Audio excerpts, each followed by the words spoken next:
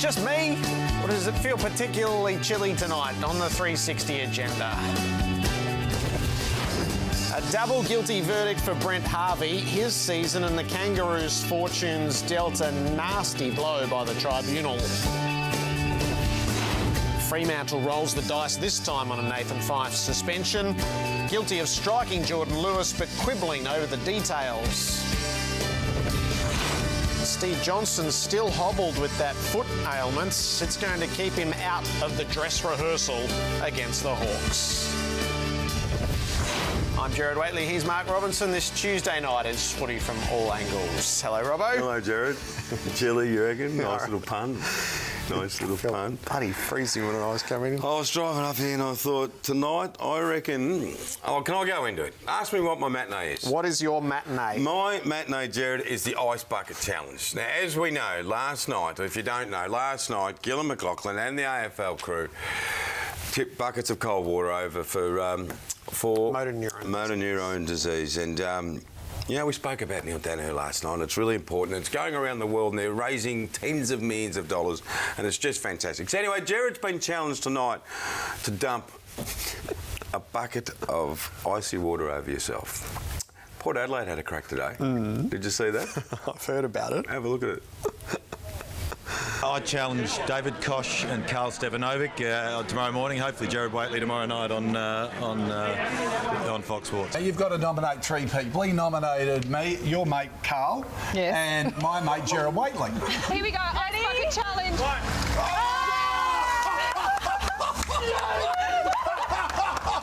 I didn't see 360, so I don't know if you've done it, Gerard. Come on, did you have it? This is Port today. Have a look at this. Koshy put it on the whole team. On the whole group. Oh, it's you know what it is? It's just a little bit of fun, isn't it? It does strike me, Robbo, that somebody said to me, in a couple of years' time, we'll all look back and go, in a couple of weeks' time, we're all going to look back and go, what the hell were we doing? No, you won't. But the beauty of driving up here tonight, Gerard, is that it's really cold outside, and so we've ordered a really big bucket, which I'll just grab up here. And this is from across the road, the original cafe across the road. It's going to be cold. I hope I'm allowed to say this on TV. Are you going to be wearing that shirt? Yes. I suspect we're going to be seeing some erect male nipples tonight through that shirt. I did say, can I say that? Because it's going to be damn cold out there, Gerard. I may have taken precautions, Robert, to cut you off at the pass. Now, touche, my little man.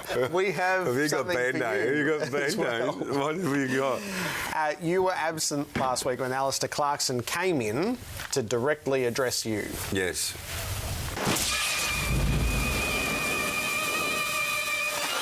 This one right here. We're trying to encourage people to give up the gaspers. I want to set you the challenge, mate, that by the end of the final series in about 6 or 7 weeks that you've given up the darts. Mate, it'll do you a hell of a lot of good if you can get off those gaspers. That'd be great, Robert. If you could do that, mate, it'd be good for our promotion of our campaign, but it'd be also great for your health, mate. What's this? Can you do that? Really?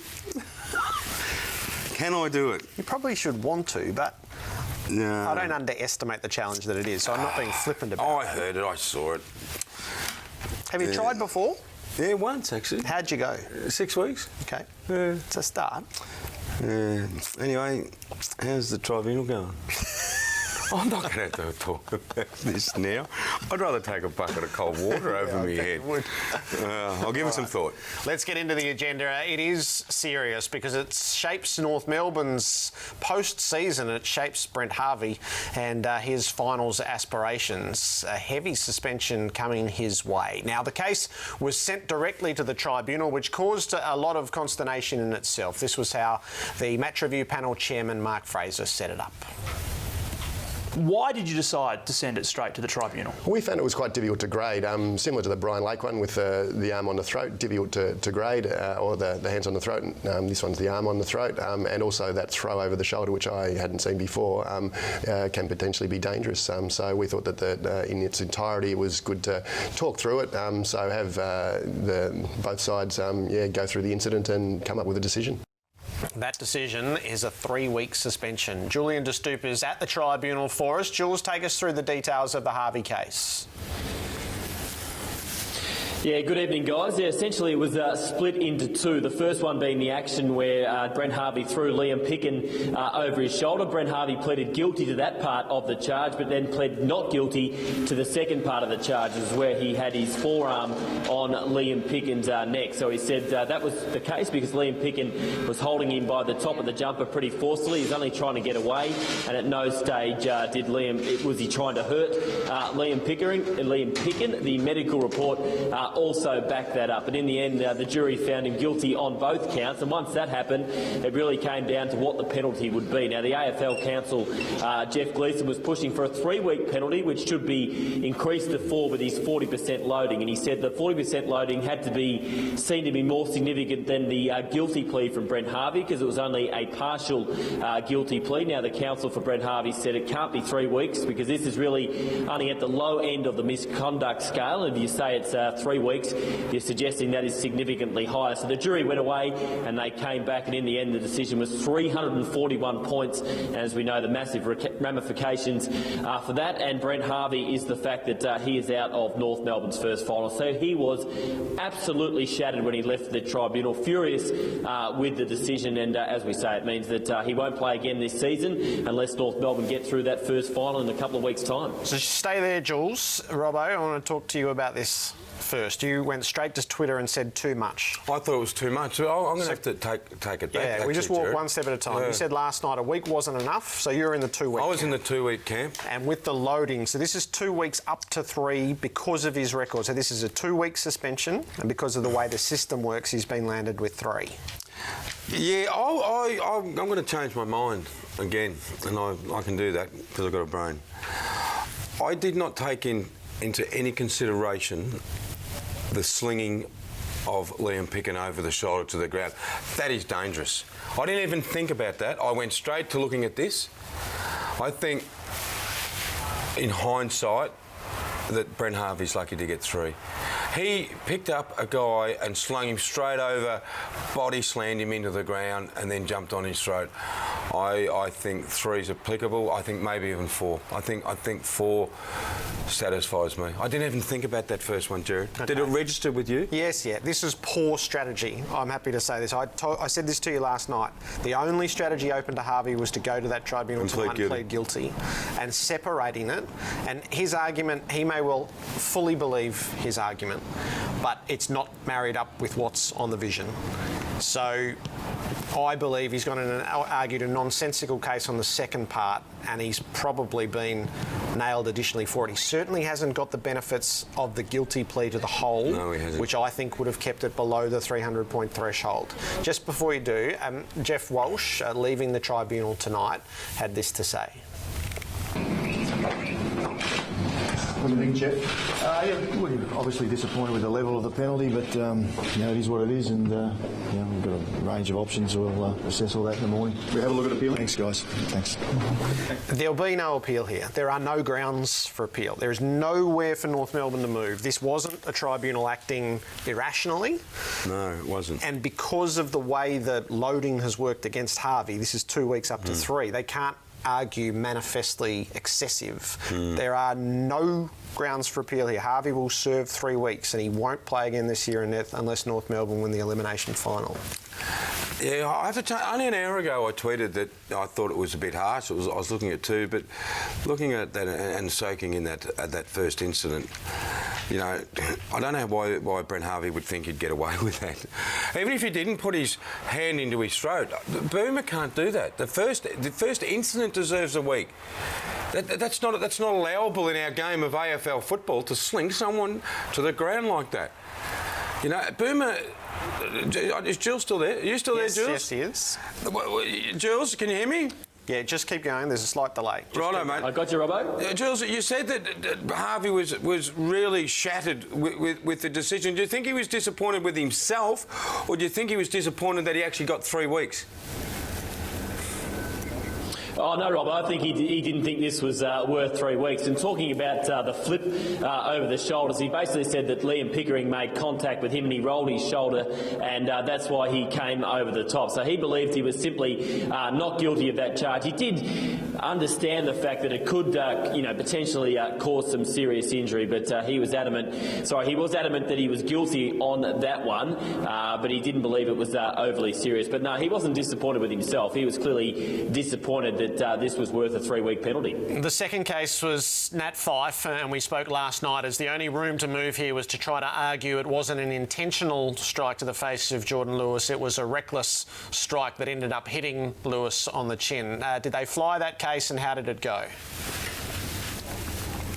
Yeah, they did, Jared, and you mentioned poor strategy with North Melbourne before. This was a terrible strategy in the end for Fremantle. So their argument was the fact that, and Nathan Fyfe said this, he was intending to strike Jordan Lewis in the body, but in the end he did acknowledge that it did slip up into his face. But then they were arguing, well, that given his intention was to strike to the body, that it only be deemed reckless because it hit him in the face. But I think most people thought, look, it's an intentional strike. It doesn't matter where it actually hits him. So in the end, if he pleaded guilty and took the charge from the match review panel, he would have got 2 weeks and 7 carryover points. Now he works out with 2 weeks and 76 carryover points, and we all know if he gets in trouble in the finals, that could cost him an extra week. So that strategy certainly didn't work for the Fremantle Dockers tonight. Nathan Fyfe out of the last 2 games against Brisbane and then Port Adelaide at Patton Stadium.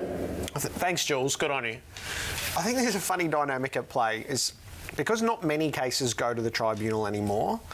I reckon clubs have lost touch with the arguments that work and those that don't. So when it was around and everything went to the tribunal, and I'd spend every Monday night and sometimes the Tuesday nights there as well, as clubs were up every second or third week, and you get a nice routine going, what works, what doesn't, what does the tribunal not like? They don't like nonsense arguments, so shelve those.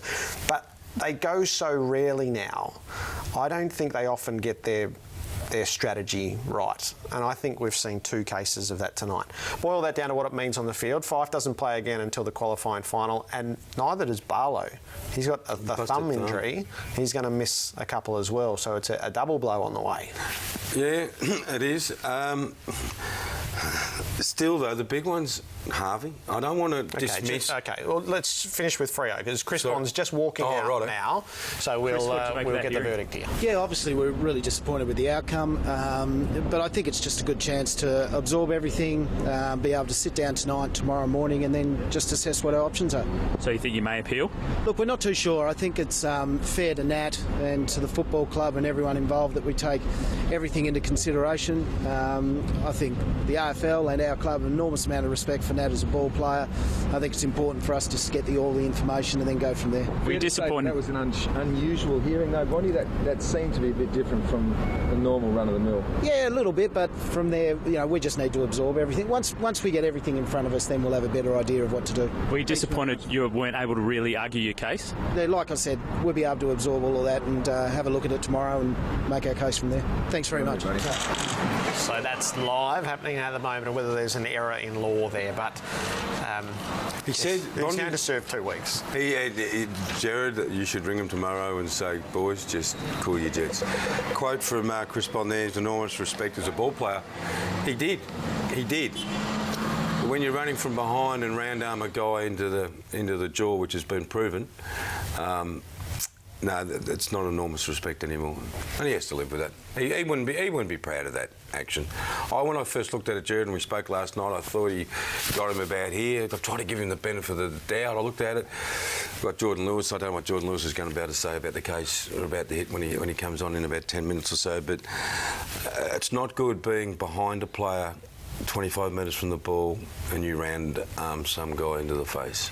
They've still got a little bit of work to do to make sure they finish top 4, not the least of which could be the final game against Port Adelaide, just depending on how things fall, and not having Fyfe and Barlow for a potentially tricky encounter is You know, that's not to be overlooked. No, it's not going to be overlooked. I mean, they've got a magnificent starting five. They're probably all in there with Mundy and Sanderland, so it just pushes the depth. They've got to find 2 more midfielders. They've got to bring 2 more runners into the team. Are they going to be as good? Of course they're not going to be good. I mean, Fyfe, one of the best players in the competition, and Barlow's one of the most consistent midfielders going around. A huge blow. And the same, as I said, I don't want to sort of go back over old ground, but Brent Harvey, I'm surprised looking at that totality of that vision there, Jared, that he's angry with the penalty. Boomer Harvey should be angry with himself. He's retaliating. I've written a piece tomorrow about retaliation. I'm seeing a lot of it this year. I don't know if the players are getting protected enough, which is a separate story, but because some of the star players, the ball players, are retaliating, are the players getting protected enough? But at the same time, that's unacceptable, what Brent Harvey did. Unacceptable. Missed the elimination final. That's huge, that is a huge blow. Well, look at the year he's had. Yeah. I mean, he's going to be All-Australian. He has to be All-Australian. Brownlow medal contention. He is in Brownlow medal contention, and he's let his frustration get the better of him again. That's not good. Not good. OK, into the rest of the agenda. Steve Johnson is going to be missing on Saturday night by the looks, by all indications out of Geelong, still on crutches with the foot ailment, which remains something of a mystery to the outside world. I think the extreme case is you get a fracture there. He hasn't got one of those, but he is a little bit sore, so he has a little bit of time off it, and then he slowly builds up. But again, the message that I've received clearly from our medical staff is that this is not a long-term thing, but it needs to be managed in the acute phase, which is generally 2 weeks or so, and then he'll be able to play after that. They're very confident. You're certain you'll get him back, Chris? Oh, well, I mean, you can't guarantee anything, but they're saying they're certain as they can be.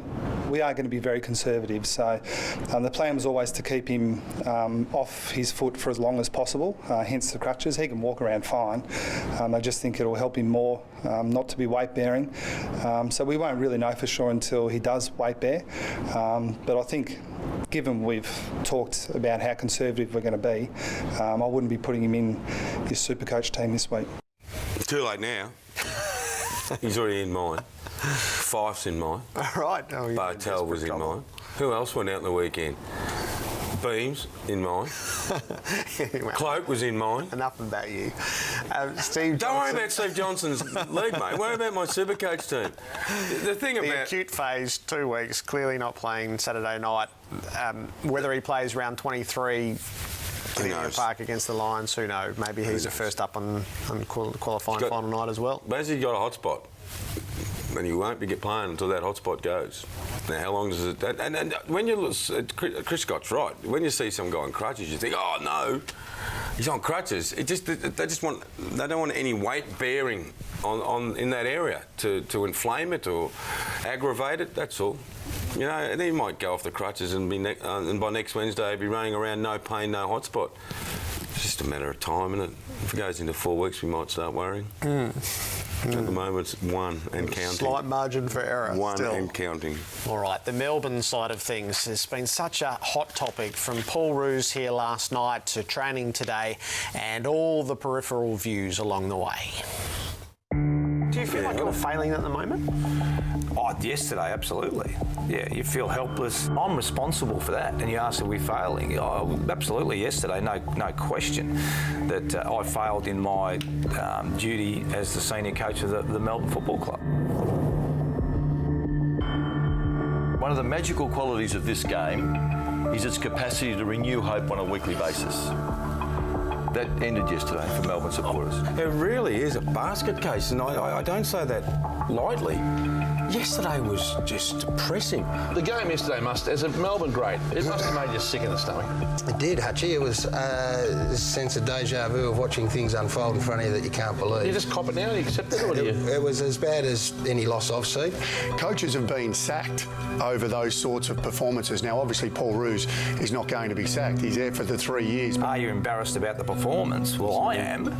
You know, I'm embarrassed about my performance. And that sense of hopelessness It never. I mean, you're disappointed and it's a bad loss. But this time, I think the Melbourne people are saying, where in the hell are we going? You know, you hope it's still more the one-off sort of shocker, you know, and hopefully Melbourne people see that. But I can understand how disappointed Melbourne people would be. I'm really disappointed. The players are really disappointed. I believe in them. I keep saying, I think I've said it on a weekly basis. I believe in them, and I think for the majority of the year, I've been really pleased with their performance, given where we're coming from and where we want to get to. So they're 9-55 through the last 3 years, and you would say 2 losses to come, which is 9-57. So that takes us right to the pointy end of what help do they need. We started to explore this last night. Is Melbourne entitled to a priority pick? I don't know what the rules are on a priority pick, but let's leave the priority pick out. I mean, let's say if we had pick 2, you know, so forget the priority pick. You definitely pick 2 would be on the table again as it was last year, you know, and I felt we got something out of it. As I said, I think the thing that probably hit me last year is I think teams didn't believe us that we'd traded. You know, maybe they'll believe us now, but equally I'd be happy to take it also. It's just about, we just need to get our list better, and we've, you know, and if that means taking a young kid at pick 2, fantastic. If it means trading it, fantastic. But we're all about improvement and finding, you know, any way to do that. So how many picks can they get, and what would they do with them? Mark Evans was on radio tonight, and he said in ordinary circumstances the priority pick wouldn't be given. And you spoke today about what to do with the high picks when you get them. I spoke to Paul Gardner about trading. Well, what does this club do? Trade in, trade out. They've got to improve their list. Forget the priority pick at the moment. What do? They traded out Travis Johnson, a number 1 pick, and we're talking about the sanctity of number 1. There's no sanctity. It's all about what are they worth? What are these players worth? Are they worth? Should they at the club or shouldn't they be at the club? The issue of the priority pick. On one hand, Jared, I understand why people are saying stuff them.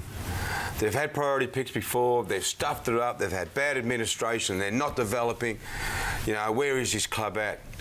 And then you just reeled off that stat, Jared, of 9 If you're not going to give a priority pick now, you may as well not have the capacity to ask Get it off the agenda. I mean, in 70 games, 9-55, and they're going to be 9-57 after 3 years.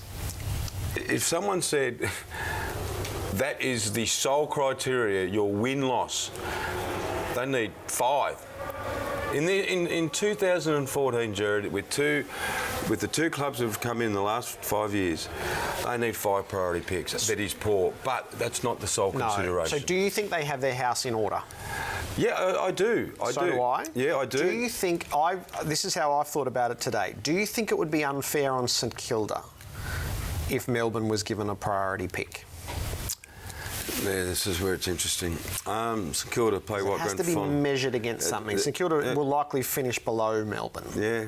Is it fair to St Kilda to do you reward it? No, it's not fair to St Kilda. St Kilda built themselves up to be a premiership or a grand final playing team.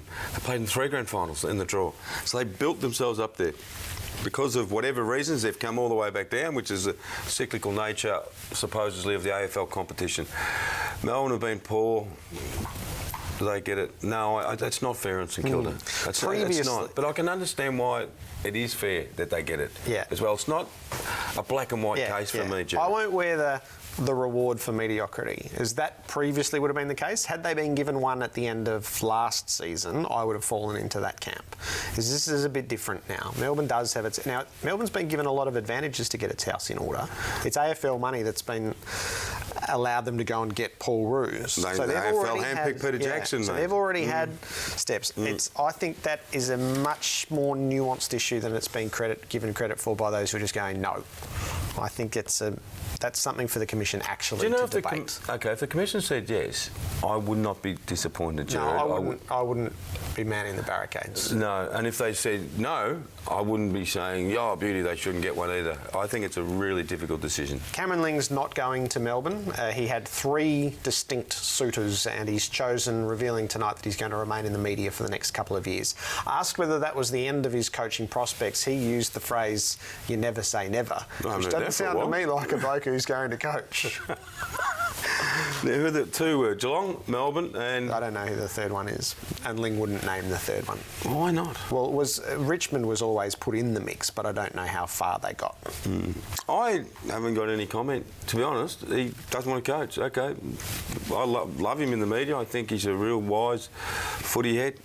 Good. Look forward to listening to Cameron Ling pass his judgments to the public. The other issue that stirred out of last night was what is Mark Thompson's place at Essendon next year? I don't want to just walk out and leave this team either. I am invested, but it's just where it all fits. I'm not sure where it all fits, and there's a big super tax coming in next year, and heard he's coming back. He's going to coach. There's got to be a transition, into me. I suggested co-coaching. Yeah. Do you think? Oh, do you think it's a possibility? That's going into real territory that you'd have to sit down and have a good think about. I'm not sure. I'm not sure how it would work. I know Bomber went into this with a pretty clear-cut message that it was a 1 year to be the senior coach. I think that he found that quite liberating, knowing that it had an end date for him. The exhaustion and I suppose every senior coach goes through the amount that it takes out of you. So whether or not he wants to stay involved in footy and involved in the Essendon Football Club, that is something that he will decide, and I think he will probably take a while to make that decision after the season finishes. I'm happy to stay if they really want and it fits and it's okay, a role, no problems. But I don't sort of see one there at the moment because it's just they're filled, and the agreement was it was easy for me to come in and take it because I could leave at the end of the year and it wouldn't adjust or affect the other positions in the club because Neil Craig's in his role and Goody's in his role and Hurdy just slips in mine and I was going to slip out. I know the players are excited to have Hurdy back, but again, we'd love to have Bomber here as well. I think that you don't find guys who sort of built dynasties at clubs. When two-time premiership coaches, they're not around everywhere. So to have that experience and to have his knowledge, and I think it'll be up to him and what he wants to do, though. So you've thrust this right to the top of the agenda here, Robbo. I'm curious. It strikes me that you've reached the conclusion that Bomber needs to keep coaching Essendon, and you're actually massaging it the other way. That no. Hurd has to come back, but you've reached the conclusion that it has to be Bomber who continues on it. So you're making actually an accommodation for Hurd as opposed to the other way around. Yeah, don't think my conclusions by continually saying I have concluded. All I'm saying is Mark Thompson, I believe, wants to stay at that club. And Mark Thompson has really enjoyed this coaching. And so I'm trying, in my eyes, trying to find a role for him. And I have suggested co-coaching. I don't care what they call it. It will be co-coaching. James Hurd will be coach and Mark Thompson will be coach. Call him footy guru manager. I don't care. He will be coaching that team with James Hurd. So let's just cut the crap and call them co-coaches. That's what I think. I thought Bomber was going to leave at the end of this year. I did when he took the job. Yep. Oh, in, out, thank you. Mark Thompson, like a lot of people who like the game, they're in love with the game. You don't just like the game, you love the game. So could you imagine investing your entire year of life into a group of young men and then walking away with unfulfilled business? Yep. Oh, he's just getting to the good stuff. Oh, yeah, he is. He's just getting to the good stuff. Something will happen. Let's bring in the players, Bob Murphy and Jordan Lewis, the assailed.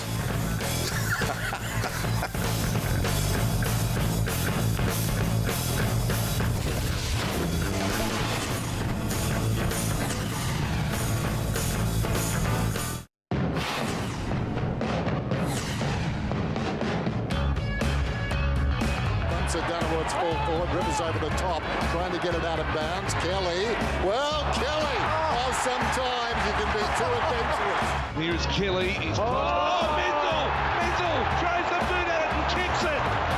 Kelly's trying a bit of fancy stuff in defence.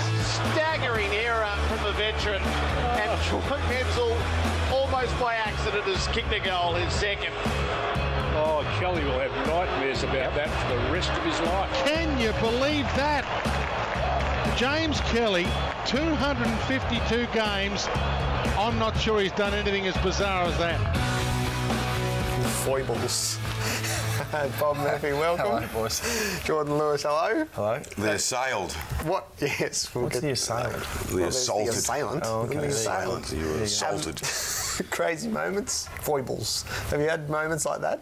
I remember I missed a goal in Darwin from about the same spot that James handballed it, and I just remember looking at it sort of drift past the goalpost, and Rocket went off his head at me afterwards. It was a terrible moment. The boys still remind me occasionally. Do those ones live with you? Have you had one that jumped straight into your mind? Yeah, I had one that could have cost us big time. It was a final in 2007. I'd marked the ball near the goals, and I thought I was on an angle to do that. You face inboard and you snap it over your shoulder, where it was nearly in the goal square, so I should have just lined up straight. But then that was the game where Buddy kicked that goal from on the boundary about 55 out and saved me, I think. And otherwise I wouldn't be here today. Is that it Eddie had? Yeah, yeah.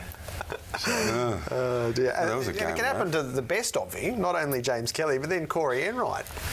Corey Enright? Surely not. He's never made a mistake in his Kelly life. first, and then, so that's the third quarter with a game in the balance. That's as far-fetched as you can get. Good, except Corey Enright down the other end sort of took leave of his senses. Everyone got out of his way to just walk it over the line, Corey. That's why they marked it. At that stage, Carlton looked like they would win. That was a goal. It's amazing. That's almost Rascalish. Can't believe it wasn't in the selection of Rascals this week. To the case of the night. You got a cut lip?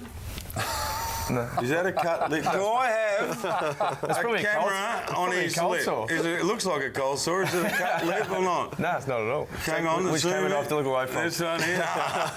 No. Is that a result or not? No, not at all. Not at all. No. So Nathan Fyfe pleaded guilty to striking you.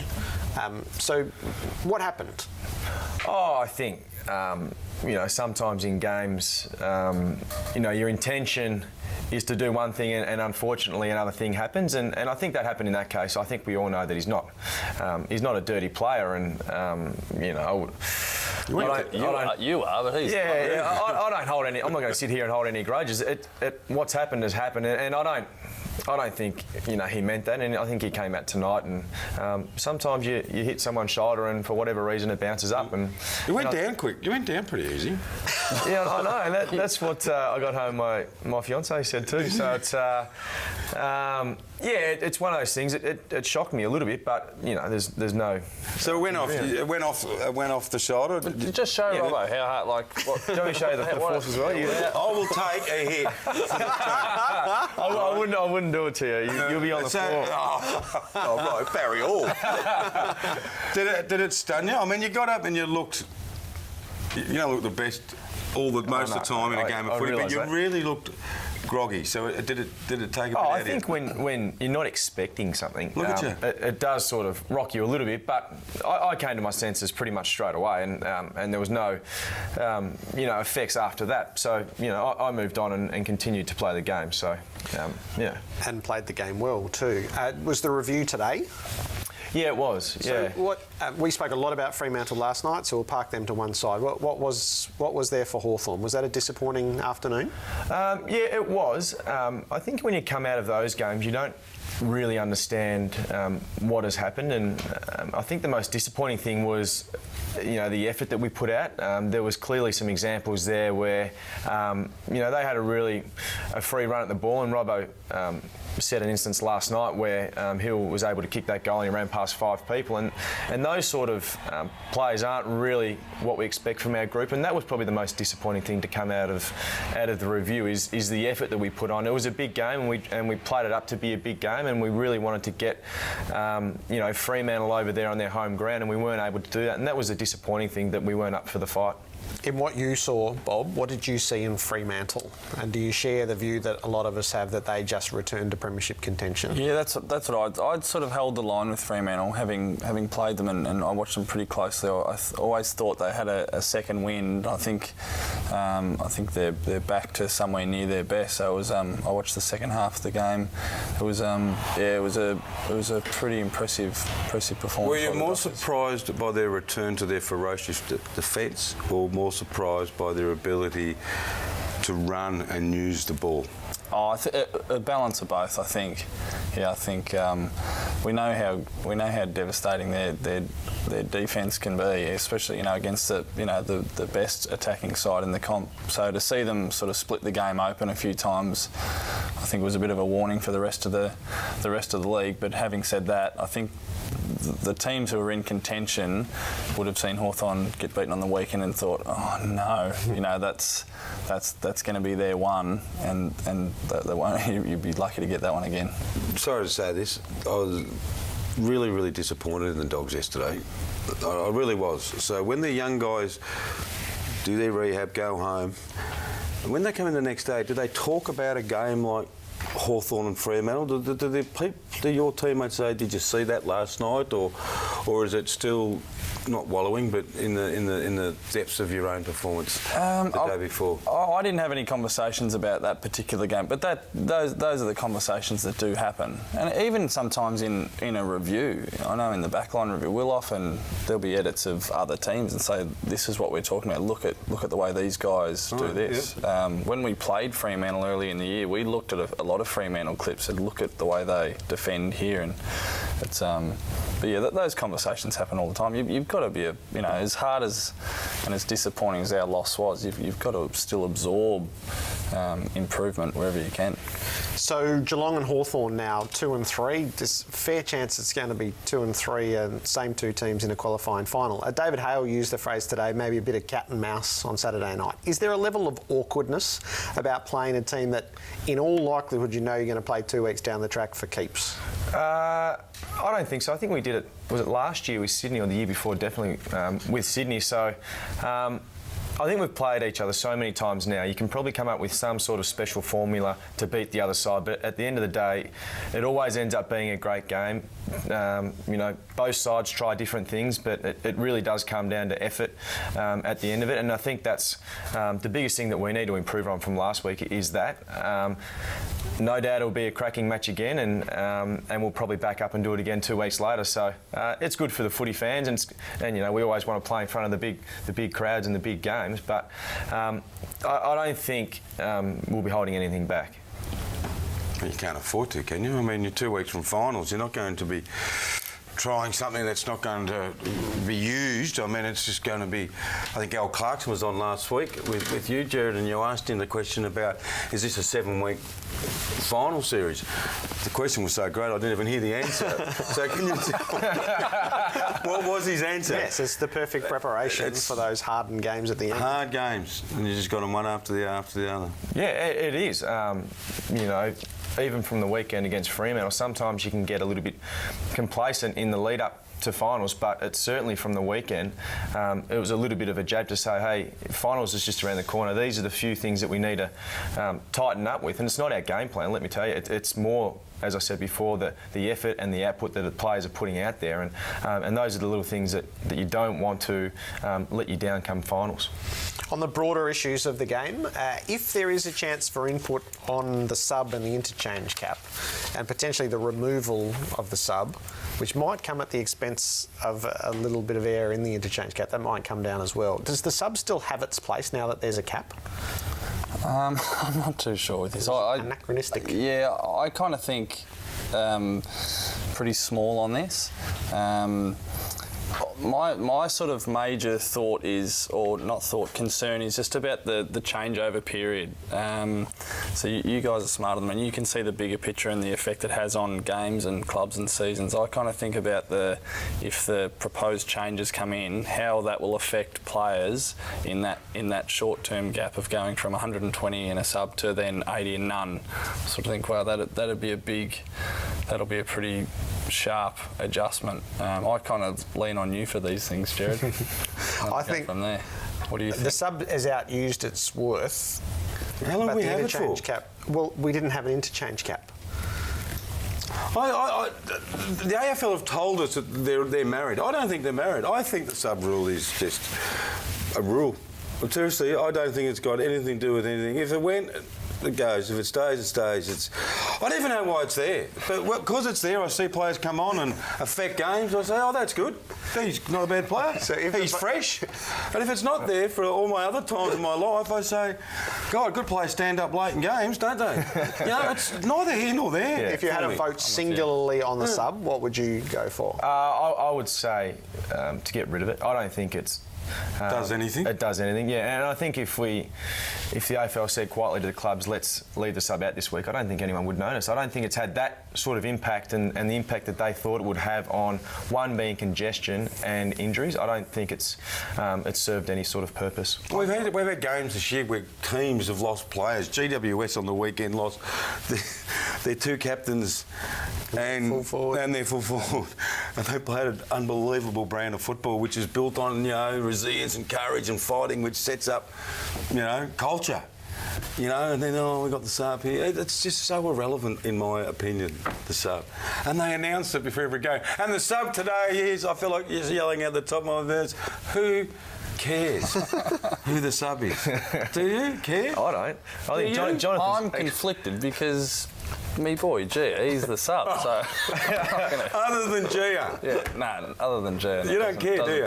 And Jonathan Simpkin will be happy too if they get rid of that. He's probably been our sub for most of the year, so he'll be happy. As peers, Jonathan Patton, when he goes over again, and there are such great hopes for Patton at the Giants and maybe everywhere else around the competition, including your club being linked to him along the way. When you saw that happen, and you've seen this happen to young players at the Bulldogs along the way, what do you feel? Gutted. And I met Jonathan on this show, I think, was it last year? And, you know, great young man, and, you know, clearly the whole world knows how good a player he could be. You know, and we lost Clay Smith this year, the same thing, his second knee reconstruction. It just, those sort of things really rip the heart out of a footy club. The players would be aching for him, and I'm sure he's going through a really hard time, which I know is an obvious thing to say, but as someone I don't know very well, you do ache for them.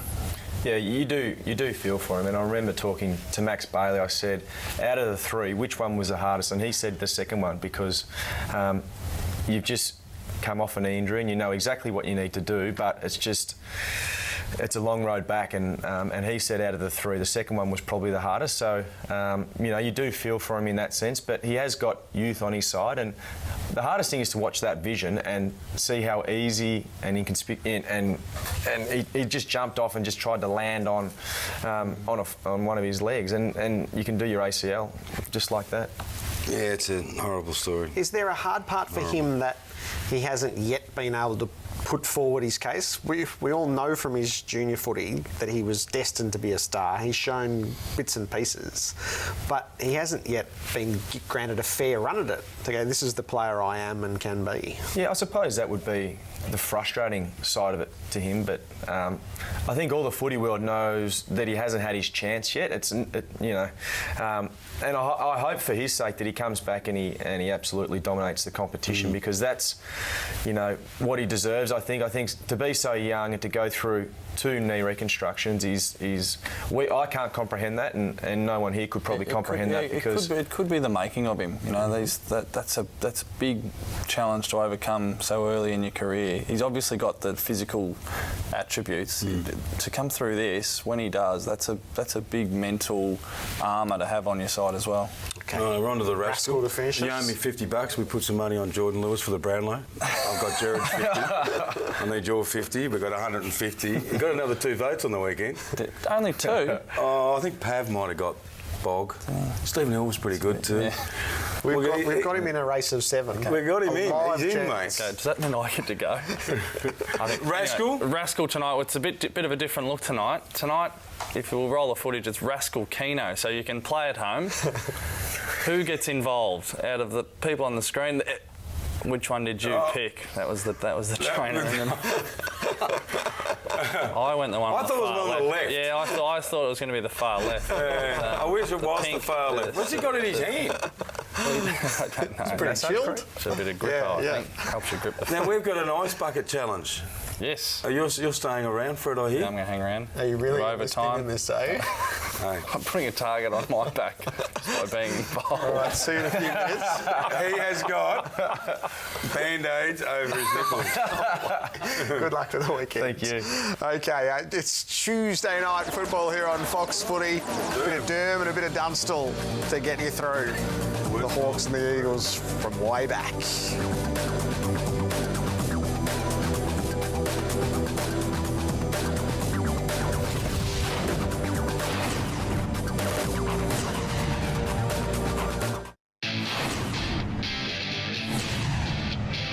The 2014 NAB AFL Rising Star Award. McVeigh's got it. There's a lot of space to lead into. And a whole heap of it right there for Lloyd. It's been a pretty big year for me personally. Obviously coming off the rookie list. You know, I've always been told though at the Swans to bide my time and I'll get an opportunity. So, you know, I did that last year and I did it at the start of this year, and I was fortunate enough to get an opportunity in round 5, and you know, I've just looked to cement my spot since. You know, the coaching staff and our leaders really drive and push for the younger guys and really want them to get the best out of themselves. And, you know, they've been real supportive for me and a lot of the other younger guys as well. And this would hurt. Kicks it long. The kill shot. You know, for me to be able to come in round 5 and I guess the team itself really want to turn it around, and to be a part of that, it's been pretty special. Another way NAB is doing more to fortify Australia. Well, they've got a pretty good chance of winning everything else, the Sydney Swans. They've got Jake Lloyd now in the running for the Rising Star. The Hungry Jacks, 360 seconds to get through what we haven't yet over a couple of nights, Robbo, and this is the first one. Yep. How does a 9-goal haul miss the agenda completely? I don't know. Did you see some of the highlights of Buddy? Like, one goal, the one where he's dancing and prancing, that's great, that's showman, that's punk basketball called America, you know. Look at this, showtime. I don't know if we got it, but the best goal was his 4th when he kicked it across his body. There's not a player in the league who can do what Buddy Franklin did. I don't know why we haven't talked about it. He's my Wednesday hero. Okay. Righto. He's Wednesday. Hodgie. Hodgie's the producer. Jared. Yes. How does a score review not get mentioned in 2 days? Yeah, I know. How did it degenerate to this? Night. You were itching, weren't you? Oh, they're just guessing. Look, this was the Adelaide Advertiser today. The people who are doing it. Who are they? Oh, excellent question. Who are the reviewers? Who are they? So I heard Mark Evans tonight, and I will say this because you know what? I think the system is a hoax. Yep. He says there have been 18 corrected scores this year and only 3 invented errors. Well, this was one of the invented errors because the person reviewing that believes that it probably hit the goal post. Probably is not enough. No, those aren't. That's not the parameters under which it operates. And so just to illustrate the point, I told you a couple of weeks ago that we were starting to run everything through a dud system. This is actually the video evidence that you are asked to use to overrule. So we all believe that ball is over the line. Yep. We all believe it. Does that freeze frame show all of the ball over all of the line? No, it doesn't. doesn't. That's how difficult the task is. No, it is. So that was overruled, and I've got no real issue with that. But that's not a real system. That's a guessing. Is that winded up in TV? What's the best thing going on at the Lions? The best thing at the Lions. Best thing. There's a bit to choose from. Oh, there is. I called them the Brisbane Quadrella. And I'm talking right now, Stephen Martin, their starting 4. Stephen Martin, Tommy Rockcliffe, Dane Zorko and Pierce Hanley. Those 4 as a group are as good or as performing as well as any other midfield group in the competition. And that's just that. Yep. And let's get on to everything else.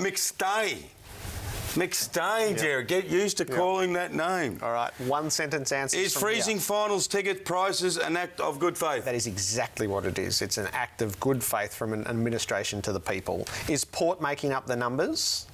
No, I've still got faith. Yeah. I've still got faith. They've got to do it, though. 6, does West Coast have any business being in September? No, but they might get there, whether they're entitled to or worthy of it or not. They're 1-8 against teams in the top 8, and yet there's still the mathematical chance. Should Heath Shaw captain GWS against the Pies? Don't know. Well, there's nobody else to do it. Oh, they've got to have someone. It'd be great. Heath can do it. He spoke brilliantly today about Jonathan Patton. He spoke like a leader. Yep. Yesterday. He sure should do it. Could this be one of the great Brownlow medals? Yes, there are 7 players in it with 2 rounds to go. It'll be fantastic on the night. and Ablett will still be in the mix somewhere. I'm going Lewis. So we're on the move. We're outside. Leave your dignity at the door as we go. King and McClure tomorrow night. Wet hair, gold nipples. Beautiful mark. Oh, beautifully plucked in by David King.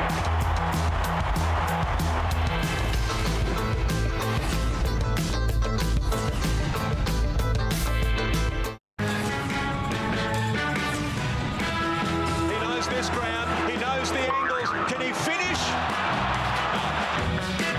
Oh, Goldsack.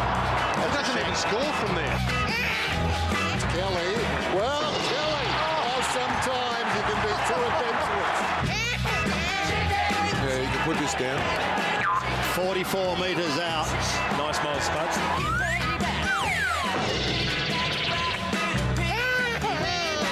We've had to give you another tick. I'm disappointed. Broomhead can stroll in. He's biggest ever known the office. It bounces unkindly.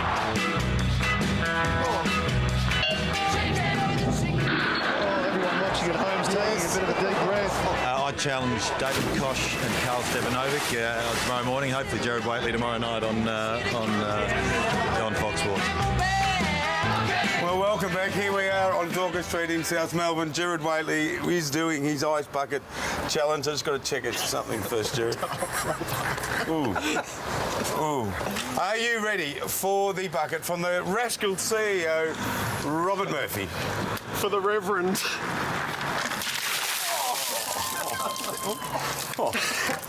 Stick your chest out. That's costing you 100 and you 100. Fair enough. So we're going to make 100 as 300 for the Motor Syndrome group. Disease. King and McClure tomorrow night. I don't think we'll be doing the same.